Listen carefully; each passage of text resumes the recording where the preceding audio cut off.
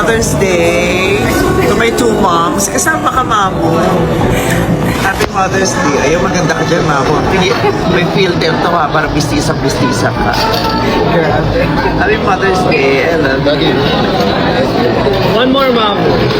Para nakapikit ang mata mo na, naibuka mo. Ayan, ganyan. Gaano kamahal ni Vice Ganda ang kanyang ina, ipinapakita sa kanyang mga ginagawa at sakripisyo. Hindi lingid sa publiko ang malalim na pagmamahal ng unkabogable star na si Vice Ganda sa kanyang inang si Rosario Visceral. Sa mga nakalipas na taon, paulit-ulit niyang ipinapakita hindi lang sa salita kundi sa gawa kung gaano kahalaga sa kanya ang kanyang mommy.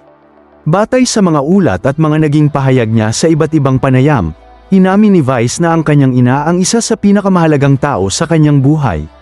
Matapos ang mga mabibigat na pagsubok ng kanilang pamilya, lalo na ang pagpanaw ng kanyang ama, mas lalo pang naging strong ang kanilang samahan. Isa sa pinakakapansin-pansing ginawa ni Vice para sa kanyang ina ay ang pagbibigay ng isang bagong bahay na may 7 kwarto at swimming pool, na talaga namang ikinagulat at ikinatuwa ng kanilang pamilya.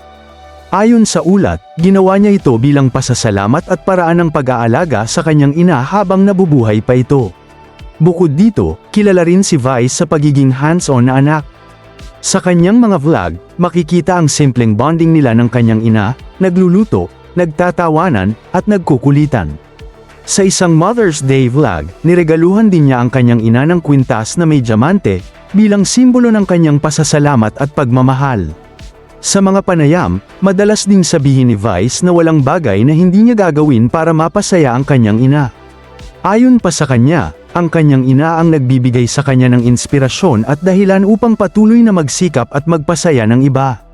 Sa kabuuan, makikita na ang pagmamahal ni Vice Ganda sa kanyang ina ay hindi lang emosyonal kundi konkretong naipapakita sa pamamagitan ng sakripisyo, oras, at malasakit, patunay ng isang anak na handang ibigay ang lahat para sa kanyang pinakamamahal na mommy.